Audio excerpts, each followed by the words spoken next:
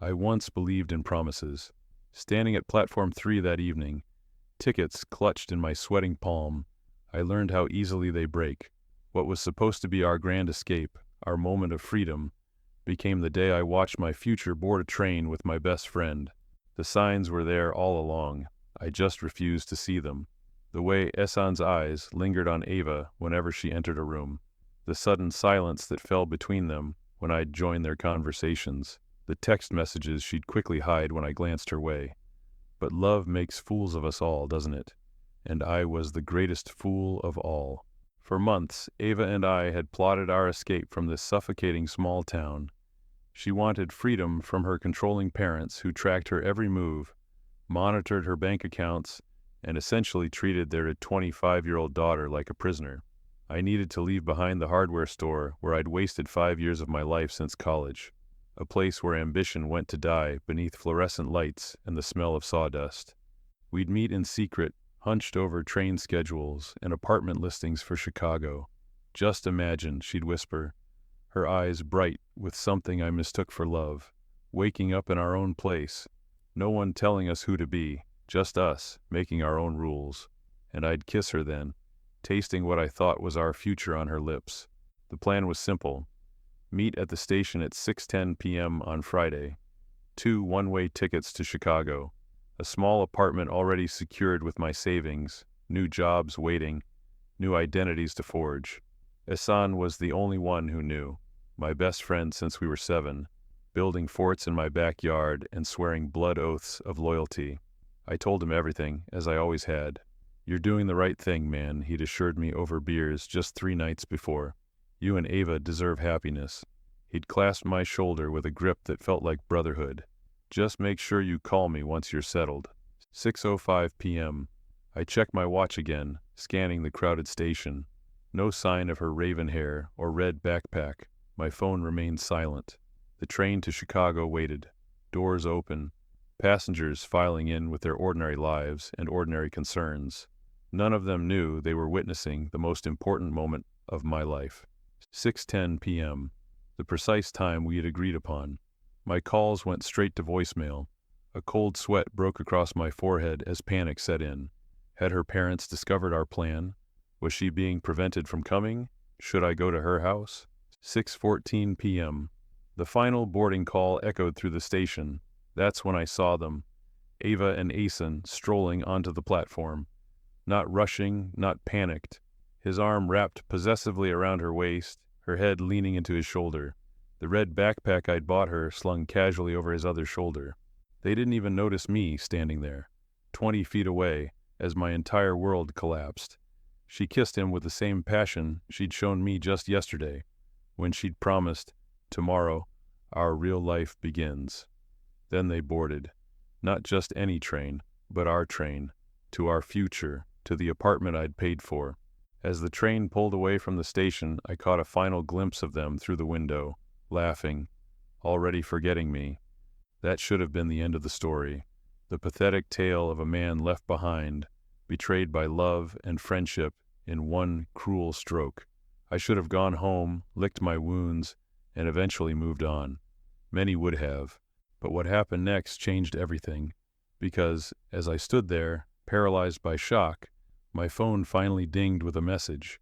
Not from Ava, but from an unknown number.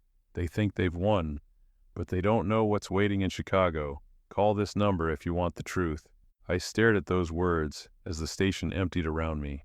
My finger hovered over the call button as a strange calm replaced my despair. I don't know what compelled me to make that call. Desperation, rage, or perhaps the sudden realization that nothing in my relationship had been what it seemed. What I discovered in the hours that followed would send me on their trail with a purpose I never imagined myself capable of. Because Ehsan and Ava weren't just running away for love. They were running towards something far more dangerous, and they had unwittingly made me part of their scheme. This is the story of betrayal, yes, but it's also a story about the masks we wear for those we claim to love, the secrets that fester beneath ordinary lives, and how quickly the man you've always been can transform when everything you believed is revealed as fiction.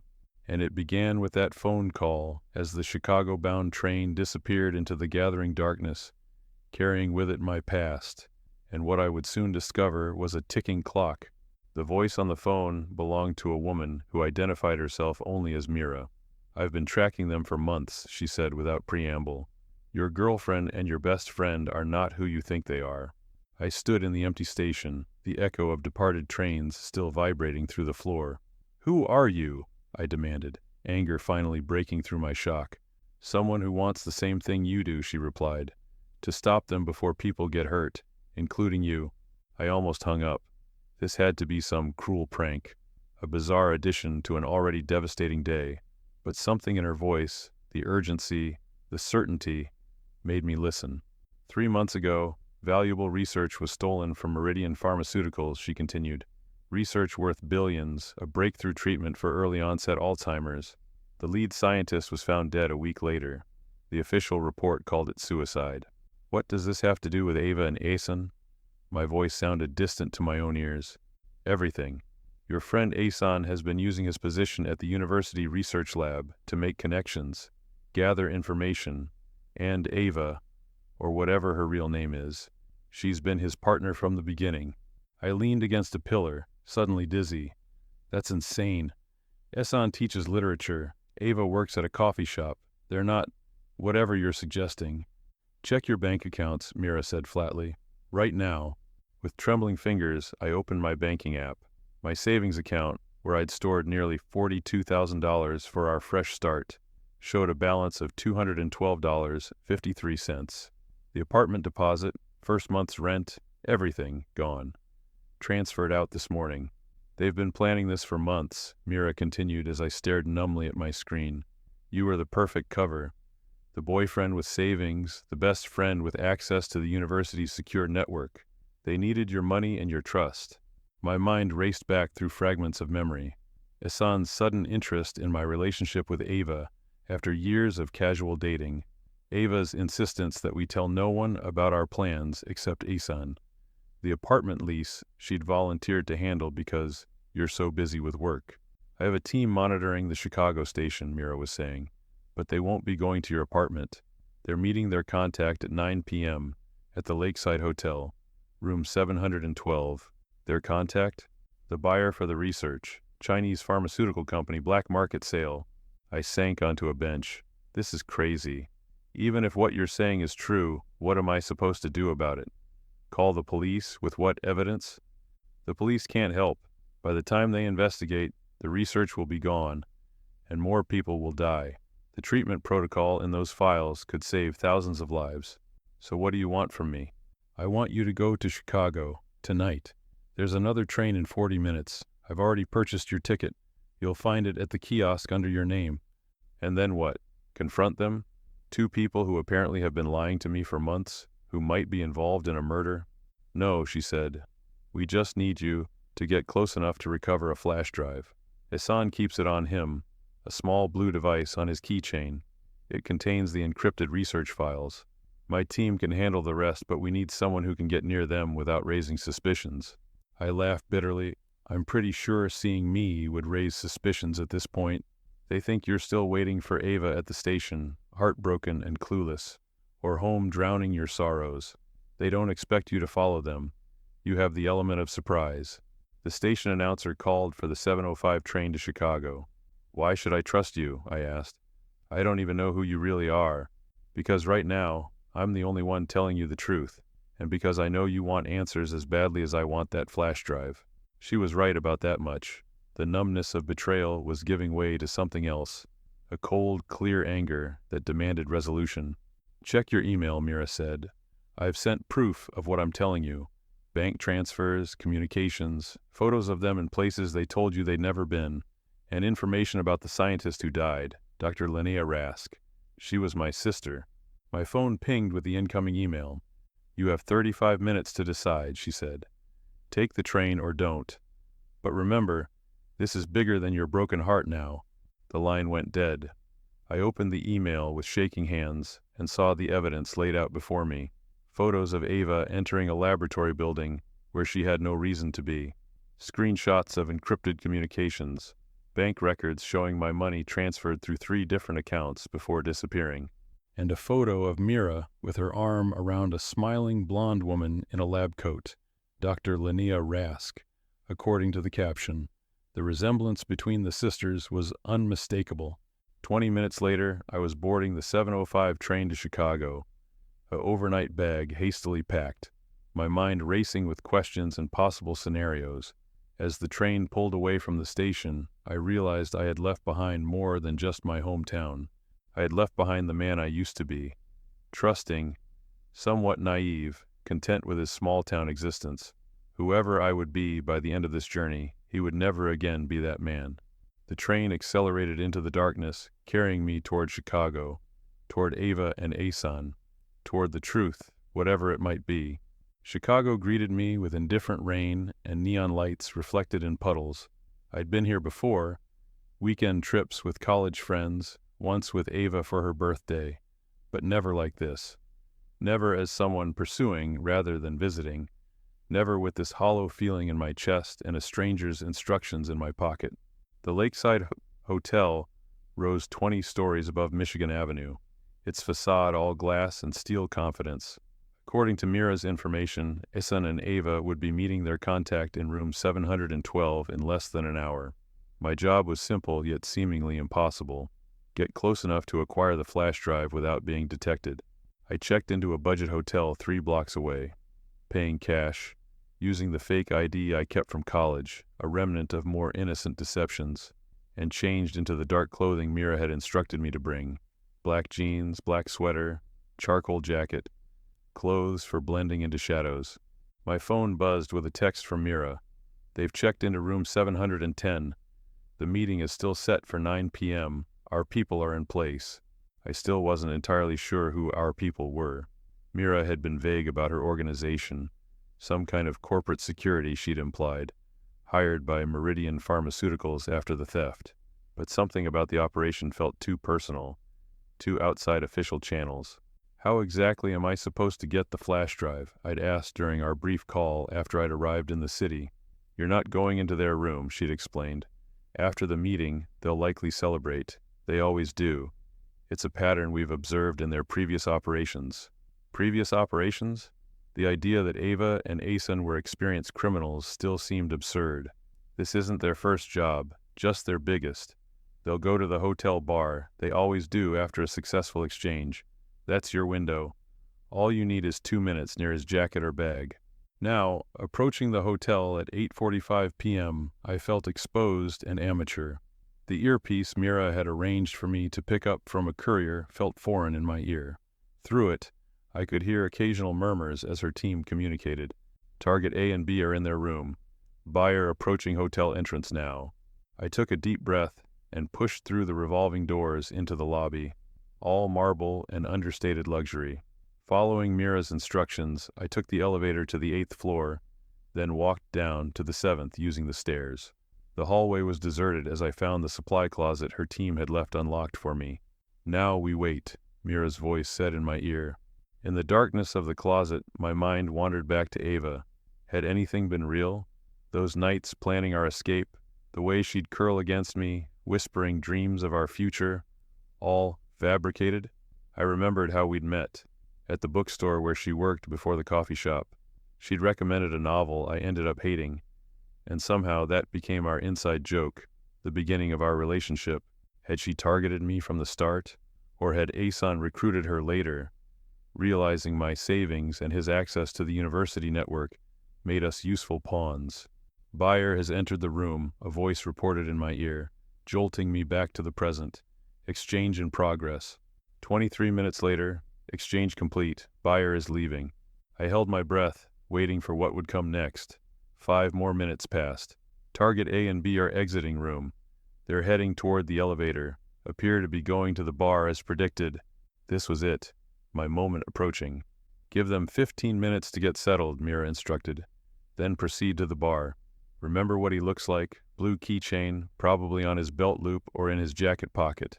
I counted down the minutes, rehearsing my approach. I wasn't an actor or a spy.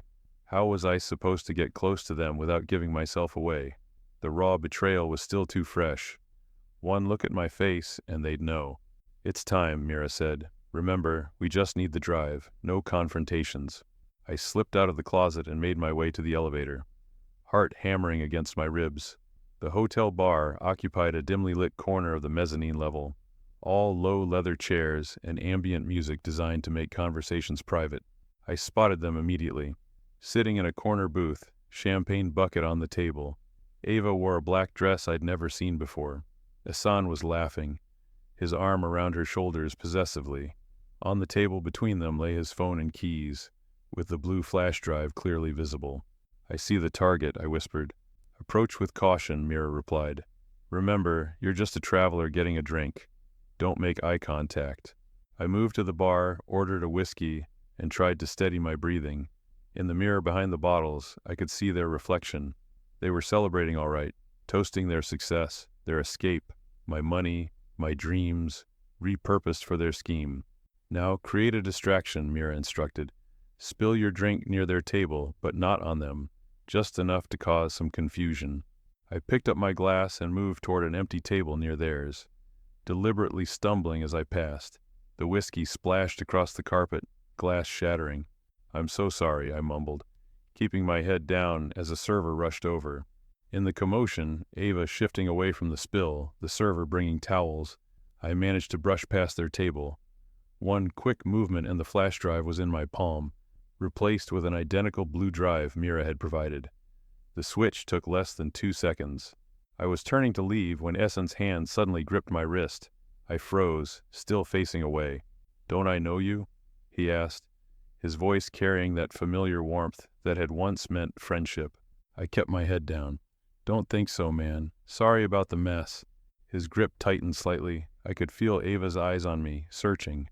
"Your voice sounds familiar," she said. I pulled my hand free, mumbling another apology, and walked, not too quickly, toward the exit, the flash drive burning in my pocket. I was almost at the door when I heard Ava gasp, "Ehsan, the drive! Check the drive!" I broke into a run. I burst through the fire exit into the rain-slicked alley behind the hotel, the alarm blaring behind me. In my ear, Mira was shouting instructions. "Head east 2 blocks, then north. Black sedan waiting." Footsteps pounded behind me, Ehsan in pursuit. I'd forgotten how fast he was, how many mornings we'd spent running together in college. I darted between dumpsters, splashing through puddles that reflected fractured neon. "He's gaining," I gasped into the mic. 3 more seconds, Mira replied. "We're tracking you." Just as Ehsan's hand grazed my shoulder, a car screeched to a halt beside me, door flying open. I dove inside and we accelerated away, tires shrieking against wet asphalt. Through the back window, I saw Ehsan standing in the middle of the street, his figure growing smaller as we turned a corner. "You did it," said the driver, a woman with close-cropped gray hair and military posture. "Hand me the drive." I clutched it tighter. "No, not until I get answers. Real answers." She glanced at me in the rearview mirror. "That wasn't the agreement." "I didn't agree to anything," I replied, my voice steadier than I felt. "I want to speak to Mira, face to face, or I destroy this right now." I held up the drive. The woman's expression didn't change, but after a moment she nodded and spoke into her own earpiece. "He wants a meeting." We drove in tense silence for 20 minutes, eventually pulling into an underground parking garage beneath an unremarkable office building in the West Loop. The woman led me to a freight elevator, then down a corridor to a plain door with no markings. Inside was a room that looked like a hastily assembled command center. Laptops, monitors showing security camera feeds, 3 people with headsets, and at the center, a woman I recognized immediately from the photo, Mira Rask, sister of the dead scientist. She was younger than I'd expected, maybe early 30s, with the same blonde hair as Linnea, but cut short and severe. "Let me see it," she said, extending her hand. I kept the drive in my pocket. "Tell me who you really are first. All of you." I gestured around the room. "This isn't corporate security, so..." Mira assessed me for a moment, then nodded slowly. "You're right. We're not with Meridian Pharmaceuticals, at least not officially. We're a task force assembled by families of Alzheimer's patients who were part of the trial program, people who saw their loved ones improving on Linnea's treatment before it was stolen." "Why not go to the police?" I asked. "We did. They investigated and found nothing. ruled Linnea's death a suicide, despite evidence to the contrary. Someone powerful buried the investigation. Meridian itself, said the gray-haired woman who'd driven me. The research was being developed as a charitable initiative, affordable treatment for early-onset Alzheimer's. But some members of the board realized its potential value on the private market. They arranged the theft, Mira continued, to sell it to the highest bidder while collecting the insurance payout. Linnea discovered the plot and was going to blow the whistle. I sank into an empty chair, trying to process this new layer of betrayal. And Ava and Ehsan, where do they fit? Hired contractors, professional thieves specialized in intellectual property theft. They've worked at least 6 similar jobs that we've traced. But Ehsan has been teaching at the university for 3 years, I protested. I've known him since we were kids. Mira shook her head. His real name is Adrian Carver. The real Ehsan Nasiri was a graduate student who died in a car accident 4 years ago. Adrian assumed his identity. It was the perfect cover to access university research networks while establishing himself in the community. And Ava? Natasha Diaz, former intelligence operative turned private contractor. Her specialty is creating deep cover identities and manipulating targets. Mira's voice softened slightly. I'm sorry. You were chosen because of your connection to Adrian's cover identity and your financial resources. The apartment, the escape plan, it was all designed to explain their sudden disappearance after the job. I stared at the floor, nauseated by how thoroughly I'd been deceived. The entire relationship, nearly 2 years of my life, had been a calculated operation. The drive, Mira said gently, extending her hand again. I pulled it from my pocket but didn't hand it over. What happens now? To them? Justice happens, Mira said, her eyes hardening. For my sister. For the patients who lost their chance at treatment. For you. Something in her tone made me uneasy. What kind of justice? Before she could answer, alarms blared from the computers. One of the technicians shouted, "Breach at the south entrance. Multiple hostiles." Security camera feeds showed armed figures entering the building. They found us, Mira snapped. We need to move. Now. Who found us? I asked, standing. Meridian's cleanup crew. The same ones who staged Linnea's suicide. The gray-haired woman was already distributing weapons to the team members. She offered me a handgun. I backed away. I never agreed to this, to any of this. You're involved now, whether you want to be or not, Mira said, checking her own weapon. They know your face. They've seen you with us. Gunfire erupted somewhere in the building. We have a secure exit, Mira continued, heading toward a back door. Come with us now, or stay and explain to them why you have their stolen research. Put like that, I had little choice. I followed them through a service corridor and down a utility stairwell that led to a lower level of the parking garage. 2 more vehicles waited, nondescript SUVs with tinted windows. As we drove away, I watched the building recede in the side mirror, lights flashing as emergency vehicles arrived. What had I stumbled into? What would happen when Ava, no, Natasha, and Ehsan, no, Adrian, realized I'd taken the real drive? In the confines of the SUV, Mira finally revealed the last piece of the puzzle. The research isn't just valuable because it works, she explained as we crossed into Indiana an hour later. It's valuable because of the delivery mechanism Linnea created, a way to cross the blood-brain barrier that could revolutionize treatments for dozens of neurological conditions. Worth killing for, I murmured. Worth dying for, she corrected, which is what my sister did. Now we're going to finish what she started. I held up the flash drive. By doing what exactly? By releasing it, all of it, to every research hospital in the country. Open source the entire protocol. For the first time since this nightmare began, I felt a flicker of purpose beyond my own pain. Is that why you needed me? You could have grabbed them at any time. Mira nodded. We needed someone they wouldn't suspect. Someone who could get close enough to make the swap without triggering their security protocols. The drive is encrypted. It would self-destruct with any forced access attempt. And now we go to the one person who can decrypt it. Linnea's former lab partner. He's waiting for us. As dawn broke over flat Indiana farmland, I realized I was irrevocably entangled in this conspiracy. A conspiracy bigger and more dangerous than my betrayal. What had begun as a broken heart had evolved into something that might save thousands of lives. and somewhere behind us, two people I'd thought I knew were realizing their mistake. They would be coming for us, for me, with everything they had. Morning found us in a remote farmhouse in southern Michigan. Dr. Marcus Way, Linnea's former lab partner, was a soft-spoken man with trembling hands and haunted eyes. He'd gone into hiding after her death, convinced he would be next. "I can decrypt the files," he said, examining the drive. "But it will take time. The encryption is complex. Linnea designed it herself." While he worked, I paced the weathered porch, processing everything that had happened in the last 24 hours. My old life seemed like a distant dream. The hardware store, my small apartment, the future I'd planned with a woman who had never really existed. "You're handling this remarkably well," Mira said, joining me with 2 mugs of coffee. I accepted one with a hollow laugh. "Am I? I feel like I'm sleepwalking through someone else's nightmare. Betrayal does that, makes reality feel unreal." She leaned against the railing. "When I identified Linnea's body and they tried to convince me she'd killed herself, I felt the same way, like I'd stepped into an alternate universe where nothing made sense." "How did you know that it wasn't suicide?" "Because I knew my sister, and because she left me a message, coordinates encoded in a birthday card she sent 2 days before she died. It led me to her backup notes on the research, enough to understand what had been stolen and why." We stood in silence, watching the sun climb higher over cornfields. "What will you do after this?" she asked eventually. "You can't go back to your old life, not right away at least." The question hadn't occurred to me yet. I'd been too focused on surviving each moment.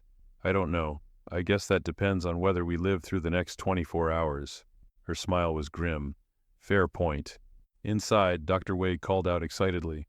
We rushed back to find him staring at his laptop screen, lines of code scrolling past. "I'm in," he said. "The decryption key worked. I'm copying the files now." Mira squeezed his shoulder. "How long until we can distribute them?" "The data needs to be reformatted, prepared with supporting documentation, so other researchers can understand it. A few hours at most." A few hours. And then this chapter would close. The research would be public, beyond the reach of Meridian or their Chinese buyers. But as it turned out, we didn't have a few hours. "Vehicle approaching," announced one of Mira's team from the window. "Black SUV, moving fast." We gathered around the security camera feed, showing the long driveway to the farmhouse. The vehicle stopped just out of clear view, behind a stand of trees. "Multiple occupants," the team member continued. "At least 4, possibly armed." Mira's face hardened. "Meridian's team. They must have tracked us somehow." "Not Meridian," I said, recognizing the 2 figures emerging from the SUV. "It's them, Ava, Natasha, and Adrian." They looked different than I remembered, harder, more focused, professional. Adrian carried what looked like a rifle. Natasha had a handgun at her side. "They want the drive back," Mira said, "and they'll kill everyone here to get it." "Prepare defensive positions," ordered the gray-haired woman. Sharon, I'd learned. The team moved with practiced efficiency, barricading doors, taking positions at windows. I felt useless, unarmed, and untrained among these people who seemed to know exactly what they were doing. Dr. Way continued working frantically at his computer, trying to complete the file transfers before whatever happened next. "I need to talk to them," I said suddenly. Mira looked at me like I'd lost my mind. "Absolutely not.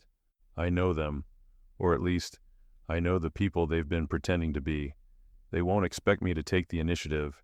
It might buy us time. Or they'll shoot you on sight." "I don't think so. They need to know what happened to the drive. They need information. If they just wanted us dead, they would have attacked already." Mira considered this, then nodded reluctantly. "We'll cover you from here. Stay in sight of the windows." I walked out onto the porch, hands visible, heart pounding so hard I could feel it in my throat. Adrian and Natasha had advanced to the edge of the gravel driveway, using a large oak tree as partial cover. "That's far enough," Adrian called out, his voice still Ehsan's voice, still the voice of countless confidences shared over late-night beers. It was disorienting. "We need to talk," I replied, trying to keep my voice steady. "There's nothing to talk about," Natasha said. "You have something that belongs to our client. Return it, and maybe we let you live." It was surreal hearing those cold words in Ava's voice, the same voice that had whispered love in my ear countless times. "It's too late," I said. "The drive has been decrypted. The research is being distributed as we speak. Adrian's face contorted with fury. You're lying. Why would I lie? It's over. The buyers won't pay for what's already becoming public knowledge. Natasha took a step forward. Do you have any idea what you've done? What forces you're dealing with? I know exactly what I've done, I replied, surprising myself with my calmness. I've stopped you from selling research that could help thousands of people with Alzheimer's to the highest bidder, research that got its creator killed. That's what they told you? Adrian laughed.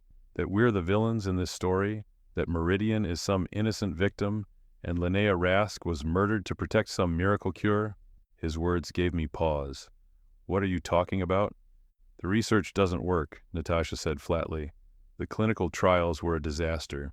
It caused accelerated neurodegeneration in 60% of test subjects. Meridian covered it up because they'd already announced promising preliminary results to their shareholders. I stared at her, trying to detect the lie.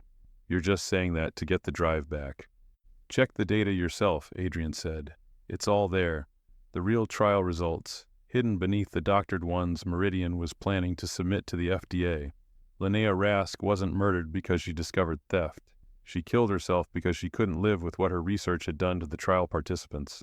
I looked back at the farmhouse, where Mira stood watching through the window. Was it possible? Had I been manipulated again?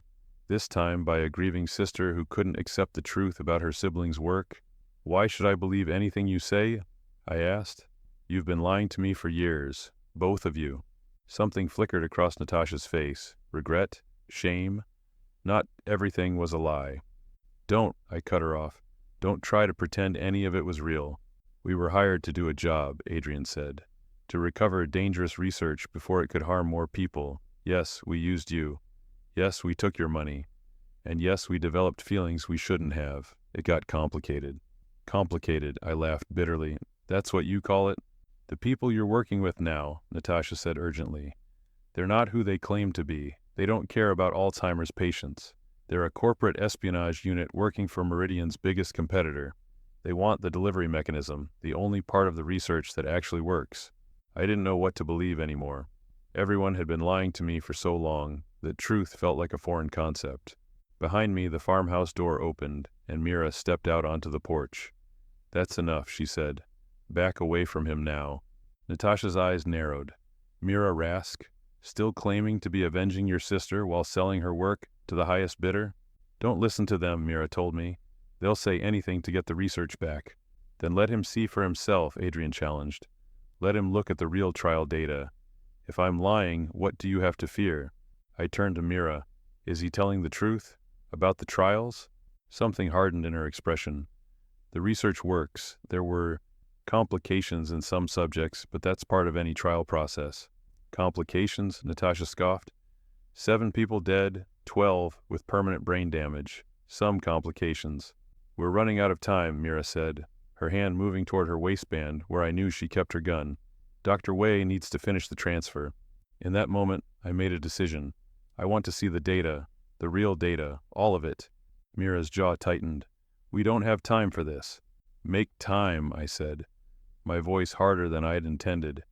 If you're telling the truth, you have nothing to hide. Inside the farmhouse, tension crackled like static electricity. Dr. Wei had paused his work, sensing the shift in allegiances. Adrian and Natasha stood awkwardly in the living room, weapons confiscated but still radiating danger. Sharon and the rest of Mira's team watched them with undisguised hostility. Show me everything, I said to Dr. Wei. The trial data, the results, all of it. He glanced nervously at Mira, who nodded curtly. Page 247 of the supplemental data, Adrian suggested. That's where the real mortality figures are buried. Dr. Wei navigated through the decrypted files, bringing up clinical spreadsheets and graphs. To my untrained eye, it was indecipherable. Columns of numbers, medical terminology, statistical analyses. Here, he said finally, turning the screen toward me. This appears to be the complete trial data. I leaned closer, trying to make sense of what I was seeing. I don't understand any of this. What am I looking for? The control group versus the treatment group, Natasha said, stepping forward cautiously. The survival rates. She was right. There it was in stark numbers. Of the 48 patients who received the experimental treatment, 29 had experienced severe adverse events. 7 deaths explicitly attributed to the treatment protocol. Linnea knew, Adrian said quietly. She discovered the pattern in the data after the official analysis had already declared the treatment safe. By then, Meridian had already announced promising results to their shareholders. I looked at Mira. Did you know about this? She met my gaze unflinchingly. I knew there were risks. All breakthrough treatments have them. Risks? They're calling these deaths the direct result of the treatment. My sister wouldn't have created something that harmed people, Mira insisted. But I could see doubt flickering in her eyes. She dedicated her life to helping Alzheimer's patients. That's why she couldn't live with it, Natasha said softly. According to her notes, she tried to get Meridian to halt the trials. When they refused, she threatened to go public. Dr. Wei had been scanning through more files. There's a video file here, he said suddenly, recorded 2 days before her death. He clicked on it, and Linnea Rask's face filled the screen. Blonde hair like her sister's, but tired eyes and a haunted expression. If you're watching this, she began, then I've either succeeded in exposing what's happening or I've failed. She took a deep breath. The treatment protocol I developed is causing fatal complications in a significant percentage of patients. The delivery mechanism works, too well in fact. It's carrying the therapeutic compound to brain regions it was never meant to reach. Mira had gone very still, her face pale. Meridian knows, Linnea continued on screen. They've seen the same data I have, but they've already promoted the treatment to investors, claimed it's the breakthrough of the decade. When I presented my findings, they buried them, ordered me to continue the trials with minor adjustments that I know won't address the fundamental flaw. She rubbed her eyes wearily. I can't be part of this. I've gathered all the evidence, and tomorrow I'm taking it to the FDA and the press. Mira, if you're watching this, I'm sorry. I know how much you wanted this treatment to work for Mom, but I can't let more people die. The video ended. The room was utterly silent. Mira sat down heavily, her face in her hands. I didn't know, she whispered. I found her coordinates, found the backup research. I thought Meridian had killed her to steal her work. That's what made sense. They didn't need to kill her, Adrian said. She did that herself, but they were happy to use her death as cover while they tried to sell the delivery mechanism to recoup their losses. That's what we were hired to recover, not by Meridian, but by a pharmaceutical watchdog group that got wind of the attempted sale. The pieces were finally falling into place. So, you two aren't criminals? You're what? Corporate vigilantes? Natasha's smile was tired. Something like that. We recover stolen intellectual property, retrieve dangerous research, occasionally extract whistleblowers who are in over their heads, usually without the drama of fake relationships and escape plans. Usually? I couldn't help asking. Adrian had the decency to look ashamed. This job got complicated. The timeline kept extending. Boundaries got blurred. I laughed bitterly. Boundaries got blurred. 2 years of my life was a blur to you? Neither of them met my eyes. A notification chimed on Dr. Wei's computer. The transfer is complete, he announced. The data has been distributed to the research network. No, Adrian moved forward, but Sharon's weapon stopped him. It's too late, Mira said dully. It's done. Then you've just released a killer protocol to research hospitals across the country, Natasha said. Congratulations. But Dr. Wei was shaking his head, a strange smile on his face. Not exactly. I didn't send the treatment protocol. I only sent Linnea's final analysis, her warning, her real data, and her recommendations for future research directions to avoid the same pitfalls. Her last gift to science. For the first time since this began, I felt something like relief. So no one else will die from this research. Not from this version of it, Dr. Wei confirmed. Linnea's work will still help advance the field, but as a cautionary tale rather than a breakthrough. Outside, sirens wailed in the distance, growing louder. That's our extraction team, Sharon said, checking her phone. We need to move. What happens now? I asked, looking between all these strangers who had upended my life. Mira stood, composing herself. Now we disappear. All of us. Meridian won't be happy that we've exposed their cover-up. They have resources reach. And us? Natasha asked, gesturing between herself and Adrian. You're free to go, Mira said after a moment. Your mission is accomplished, in a way. The research won't harm anyone now. Adrian turned to me. What about you? You're caught in the middle of this with no training, no resources. It was the question I'd been avoiding. What was left for me now? I couldn't go home, not with Meridian potentially looking for everyone involved in this exposure. My savings were gone. My best friend and girlfriend had never really existed. I was, in every sense, adrift. He comes with us, Mira decided. At least until we can set him up with a new identity, somewhere safe. I should have felt relief at the offer of protection. Instead, I felt nothing but emptiness. Everything that had defined me had been stripped away in 24 hours. As we prepared to evacuate the farmhouse, Natasha approached me cautiously. For what it's worth, she said quietly, not everything was a lie. I looked at her, this woman I'd thought I knew intimately. There were traces of Ava in her features, in the way she held herself, but now I could see the steel beneath, the calculation. Which parts were real, I asked. She hesitated. The way you made me laugh, the way you always remembered the small things, my favorite tea, the book I mentioned wanting to read months earlier. No one's ever paid attention to me like that before. That's not love, I said. That's just being decent. Maybe that's what made it so disarming. She stepped closer. I did care for you, more than I should have, more than the job allowed. Not enough to choose me over the mission, though.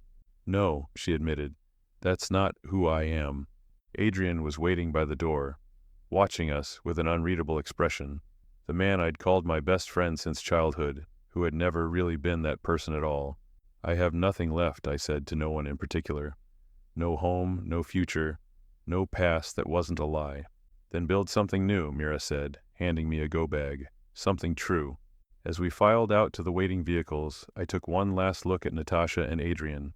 They would disappear into new identities, new missions, perhaps new deceptions, and I would become someone else too. Someone forged in betrayal and revelations. Someone who would never again mistake attention for love or familiarity for truth. The train that had pulled away from platform 3 24 hours ago had indeed taken my heart with it, but in its place, something harder and clearer had begun to form. A resolve to find truth in a world of calculated lies, to create meaning from the wreckage of deception. I stepped into the waiting car without looking back. Platform 3 and all it represented was behind me now. Ahead lay uncertainty, danger, and the chance to discover who I truly was when everything familiar had been stripped away. As we drove away from the farmhouse, I realized that while Ava and Ehsan had never really existed, my grief for them was real, and from that genuine emotion, perhaps something authentic could finally grow.